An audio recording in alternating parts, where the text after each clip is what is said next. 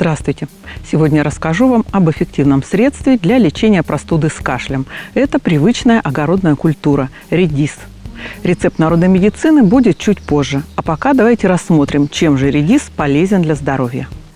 Во-первых, он содержит природные антиоксиданты, снижающие риск развития онкологических заболеваний. Также редис укрепляет сердце и сосуды.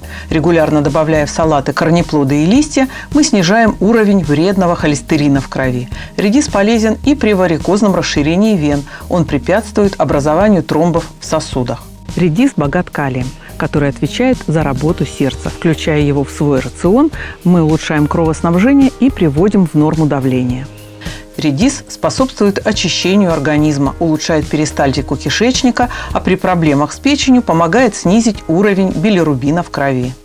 Молодой редис – прекрасное противоотечное и желчегонное средство. Кроме того, он содержит вещества, нормализующие уровень сахара в крови. Редис укрепляет иммунитет и регулирует обмен веществ, защищает организм от атеросклероза.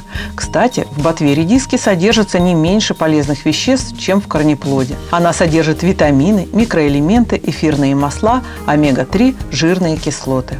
Народная медицина знает множество рецептов на основе редиса. Так, например, при головной боли надо натереть лоб, виски и переносицу соком молодого редиса, и вы заметите, что боль уходит. А вот избавиться от простуды поможет отвар из листьев редиса. Такой напиток улучшает общее состояние и снимает кашель. Давать его можно даже детям. Столовую ложку измельченной ботвы редиса заливаем стаканом кипятка.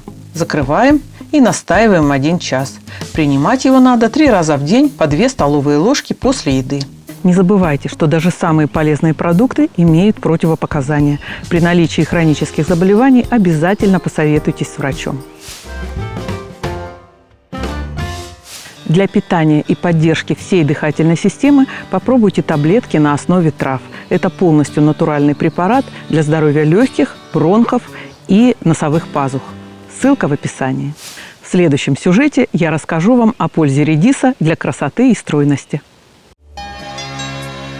Подписывайтесь на наш канал, ставьте лайки и будьте здоровы!